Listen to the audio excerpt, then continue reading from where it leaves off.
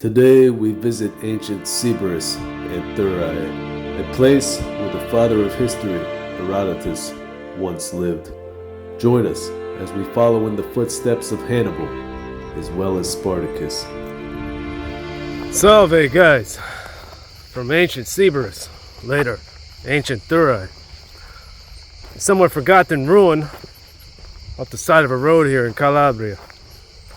It was once home to Herodotus, the father of history himself, and later on, the likes of Spartacus and Hannibal. Caesar himself took an interest in the place, and today it's basically forgotten. As we walk down this ancient Roman thoroughfare, I want to show you a bit of what's left of the place, and perhaps walk down the same street that names known throughout the ages once did themselves. Some kind of plumbing here. Sunset in the background, the mountains.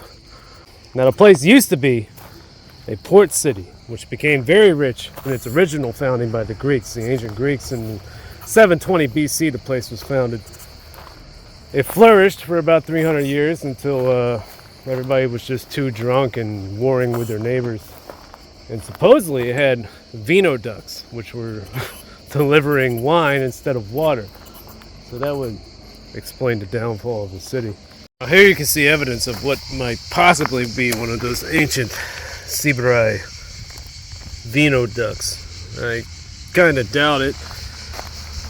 Seems like that might have just been a legend. If that's true, then this would have delivered wine right to the house.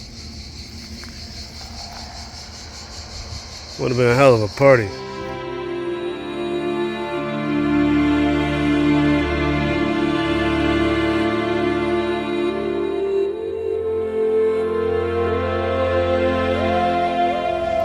Now walking through the ruins of the old theater.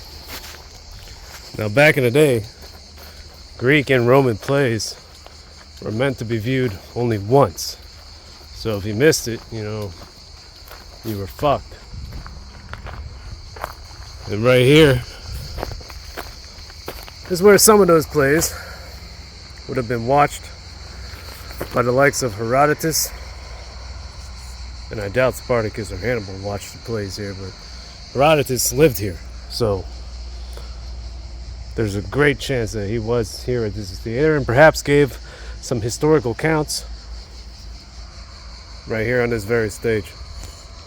But here, I believe, is the remains of a Roman bath, and later from Thurii, there are some mosaics over here. Let's go check them out. Look, it's rather interesting. Just laying on the ground. Let me know in the comments if you recognize what this could have been to.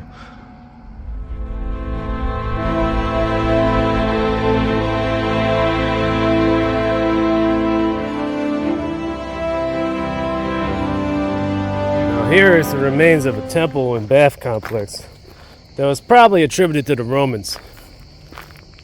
This looks a bit more recent. And here we see a familiar symbol, which was, of course, hijacked by Adolf Hitler and the Nazi Party, and from now on will ever be associated with them.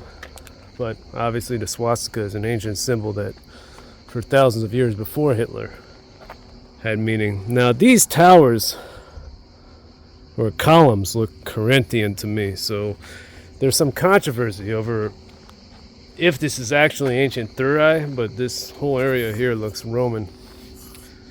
Yeah, over here you can still see more of the mosaics. And I'm not stepping on any, I'm stepping on whatever this is. Yeah, so here's a bath area. And what they would have done is there would have been a raised floor here, and then all these platforms would have supported that floor, and it would have been heated. And then you would have came out here, mingled with your pals. I actually know what this is thanks to Reddit. So they actually had steam rooms. This might have been it. This is part of the piping that was alongside the walls here. It would have been lined up like this along with others. And steam and smoke would have flowed out of these holes. And the Turks, the Ottomans at the time, when they conquered these regions that had these type of bathhouses, they copied them, and they supposedly still use them today. So a little bit of interesting history there. And you can see also the underground section where the water flowed.